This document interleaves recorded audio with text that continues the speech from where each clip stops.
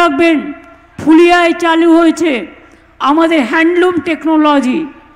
এছাড়াও কৃষ্ণনগরের সরভাজা সর পুরিয়াকে সারা পৃথিবীতে আমরা পৌঁছে দেবার জন্য সরতীর্থ তৈরি করেছি।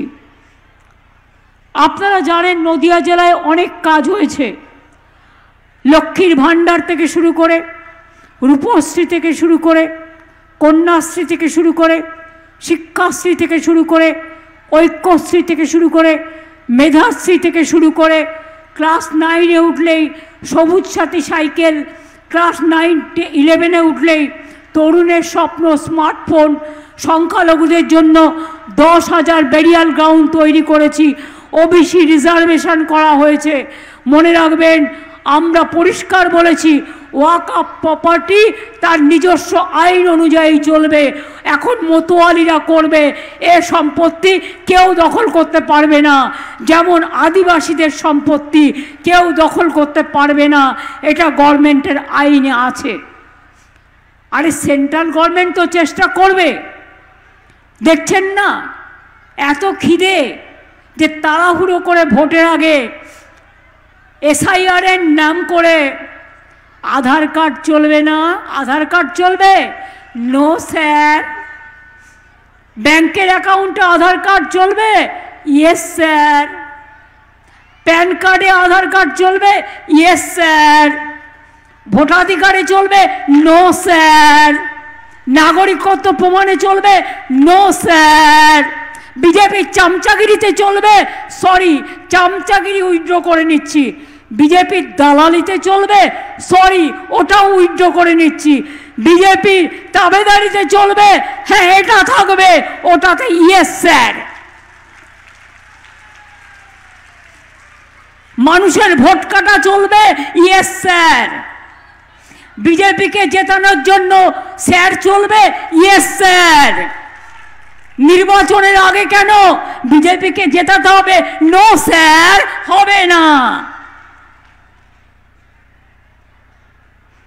সারা দেশটাকে ধর্মের নামে চৈতন্যদেবকে মানে না, রামকৃষ্ণকে মানে না, আমাদের দেশনেতা মৌলানা আবুল কালাম আজাদকে মানে না, সংবিধান রচয়িতা বাবা সাহেব আম্বেদকরকে মানে না, বিরসা মুন্ডাকে মানে না, স্বামী বিবেকানন্দকে মানে না, রামকৃষ্ণ পরমহংসদেবকে মানে না, বঙ্কিমচন্দ্র চট্টোপাধ্যায় যিনি বন্দে মাতরম লিখলেন তাকে বলছে বঙ্কিমদা, যেন ওনার সাথে বসে চা খাচ্ছেন। মাস্টারদা সূর্য সেন স্বাধীনতা আন্দোলনের গর্ব, তাকে বলছে মাস্টার। একটা মানুষকে যে সম্মান দিয়ে সম্বোধন করতে হয়, যারা ইতিহাসে চির ইতিহাসে স্বীকৃত, সব ভুলে গেছে। নেতাজিকে বলছেন,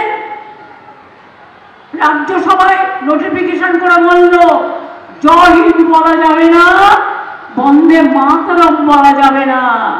আমরা বললাম বলতে তুমি বাধ্য। আমাদের প্রেসারের কাছে মাথা নত করলো।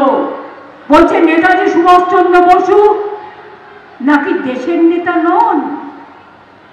বলছে গান্ধীজি, গান্ধীজিকে তারা মানেন না।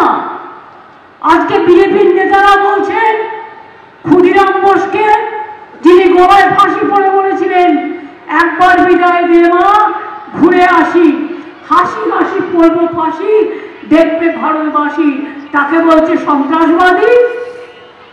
রাজা রামমোহন রায়কে বলছে ব্রিটিশদের দালাল। বিদ্যাসাগর যিনি আমাদের বর্ণ পরিচয় দিয়েছিলেন, বিধবা বিবাহ রোধ করেছিলেন, রাজা রামমোহন রায় যিনি সতীদাহ প্রথা সংস্কার করেছিলেন, মহিলাদের মা বোনদের অত্যাচারিত হওয়ার হাত থেকে রক্ষা করেছিলেন, মহিলা শিক্ষা বিদ্যাসাগর চালু করেছিলেন, তার মূর্তি ভেঙে দেওয়া হচ্ছে। আর মাতঙ্গিনী হাজরাকে কালকে আবার একজন বলেছেন উনি তো মুসলিম মহিলা। আমি বলি বাংলাটাকে চেনো, বাংলাটাকে জানো। বাংলার মাটি চেনো, শান্তিনিকেতনের রাঙামাটি চেনো, নবদ্বীপের চৈতন্যদেবের মাটি চেনো, শান্তিপুরের রাস মেলা চেনো, কৃষ্ণনগরের সতীর্থ খেয়েছো, সরপুরিয়া খেয়েছো, কোনদিনও খাওনি। নবদ্বীপ ধাম কেন বিখ্যাত কোনদিনও জানো?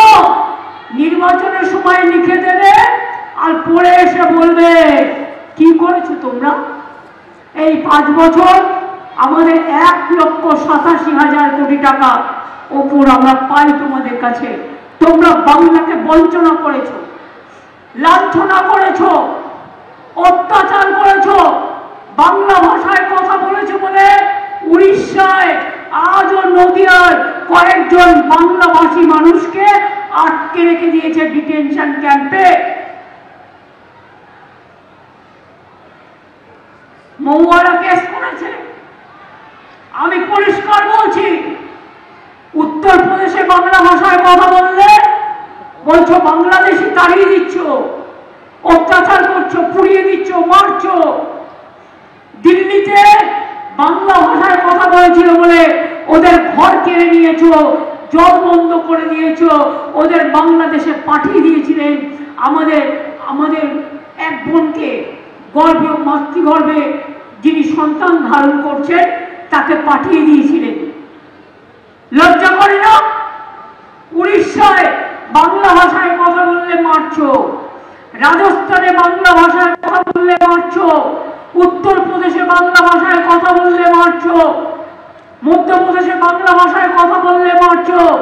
তোমরা কি ভুলে গেছো দেশ স্বাধীন হওয়ার আগে বাংলা ছিল ভারতবর্ষের রাজধানী এবং কলকাতা ছিল বাংলা ইন্ডিয়ার রাজধানী। এটা মাথায় রেখো, এটা ইতিহাস। এবিপি আনন্দ, এগিয়ে থাকে, এগিয়ে রাখে।